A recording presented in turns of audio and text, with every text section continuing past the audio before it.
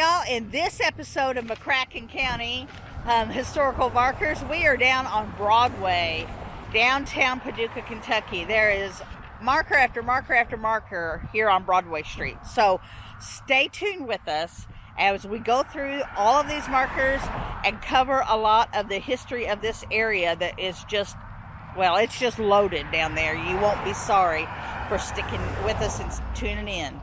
$5 Bought Paducah. In 1827, General William Clark purchased 37,000 acres of land, including the site on which Paducah now stands, for $5.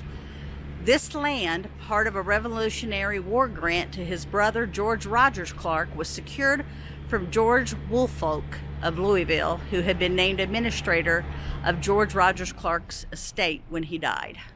All right, this marker here in downtown Paducah, Kentucky says Colonel Hicks Headquarters. Here stood the headquarters of Colonel Stephen G. Hicks, commander of the USA Occupation Forces, here during the Battle of Paducah, March 25, 1864.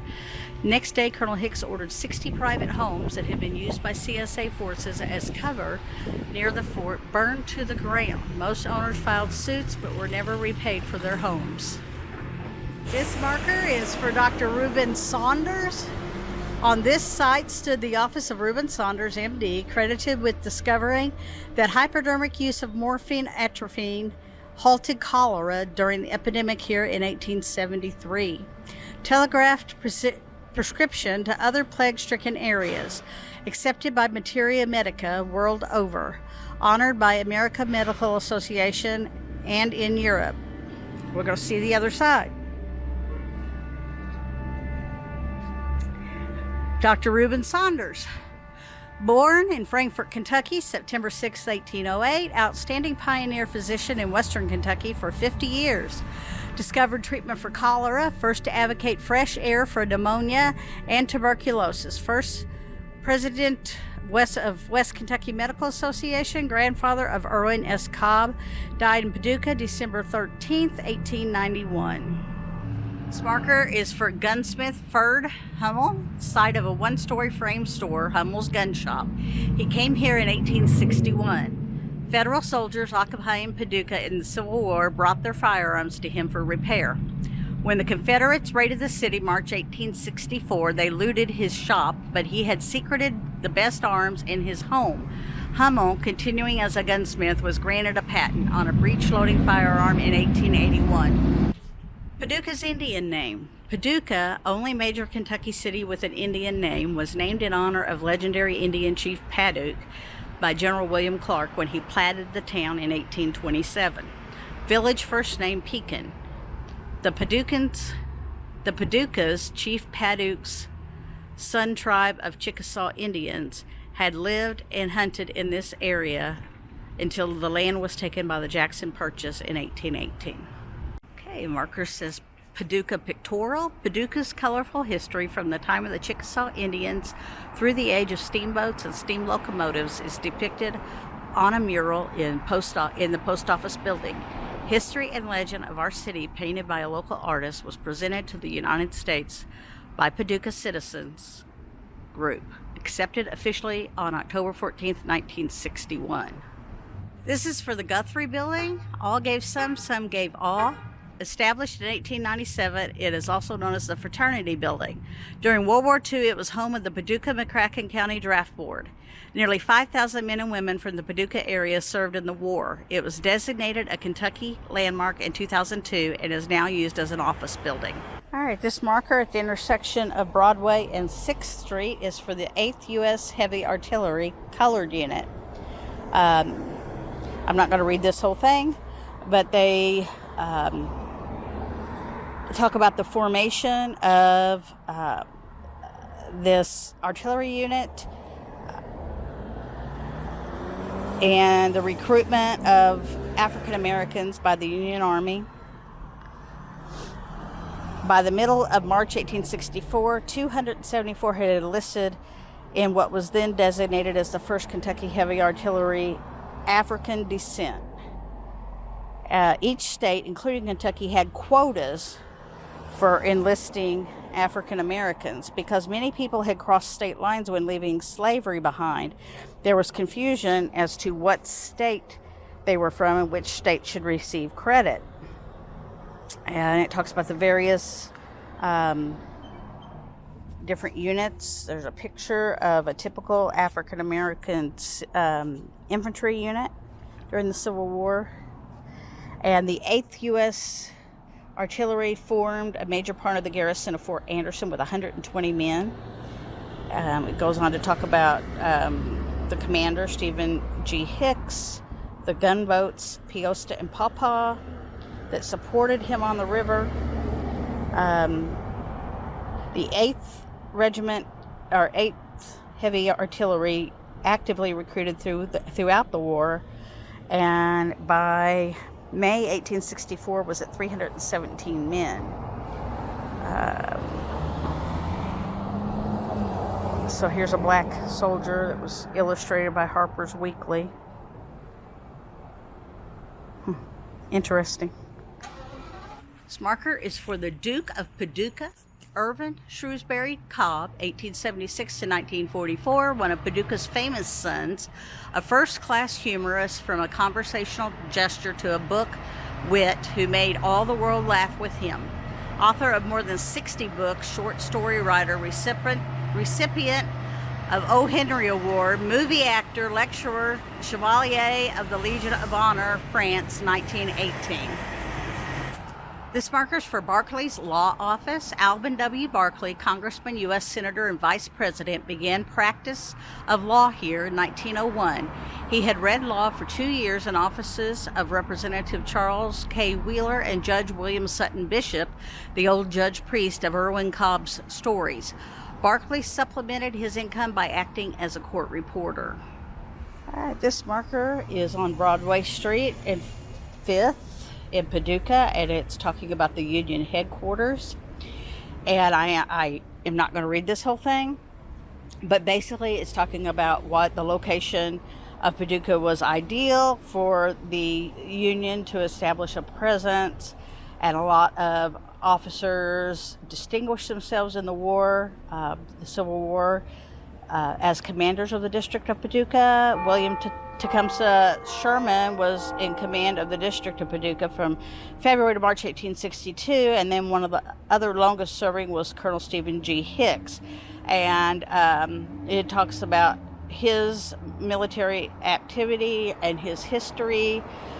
And then when he mustered out of the Army in July 1865 and returned to his home in Salem, Illinois, he did receive a pension because of the injuries he sustained at Shiloh, and the physician who examined him stated that his arm was completely useless to the point where he could neither dress or undress himself.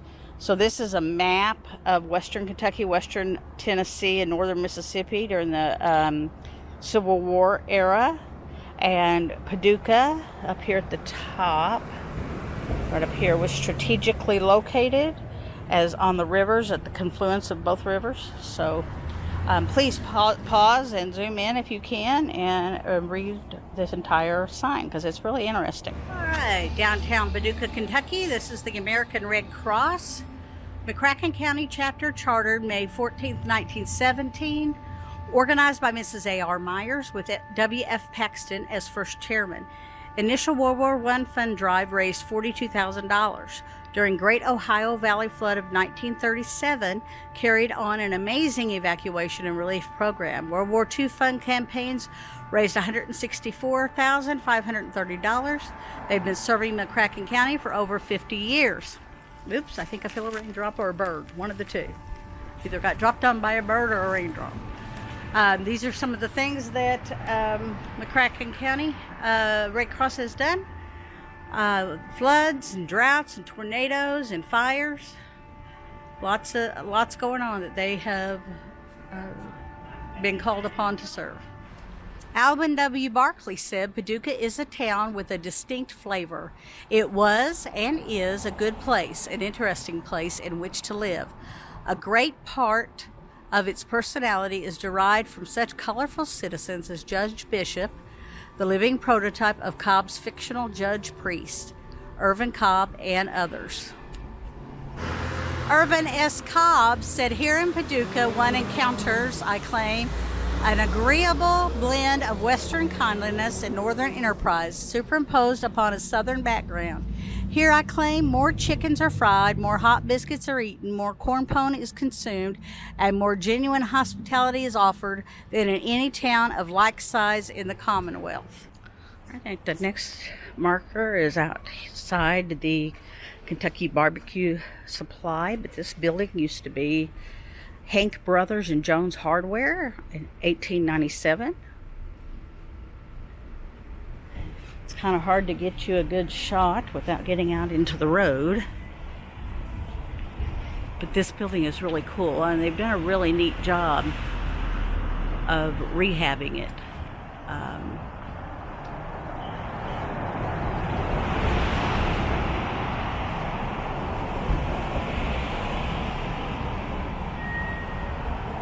There we go. This marker's on the building. I'll back up and show you in a moment. It's the General William Clark Public Market from 1827 to 1905. It's dedicated to his memory by Paducah Chapter Daughters of the American Revolution, August 1st, 1956. And currently, it's an art and gallery center.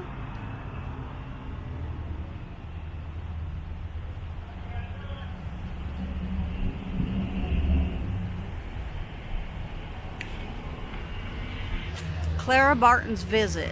The organizer of the American Red Cross in 1881, Clara Barton, came to Paducah March 13, 1884 on the steamboat Josh B.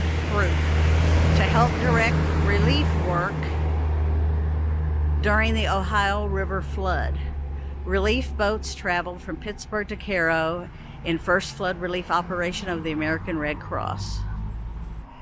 Well, guys, what'd you think of Broadway Street in downtown Paducah in McCracken County? Wasn't that awesome with all of the different markers?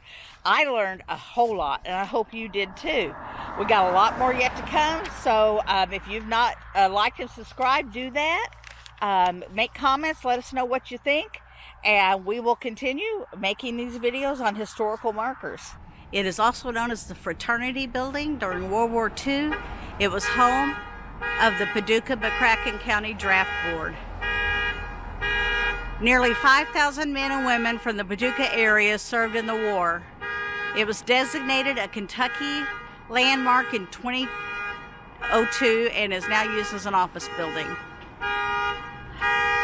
And I guess that's this building over here. You can see Guthrie there. It's a 3-story building. Do what? Read it again. Okay. Well, this is we're going to read about this building here.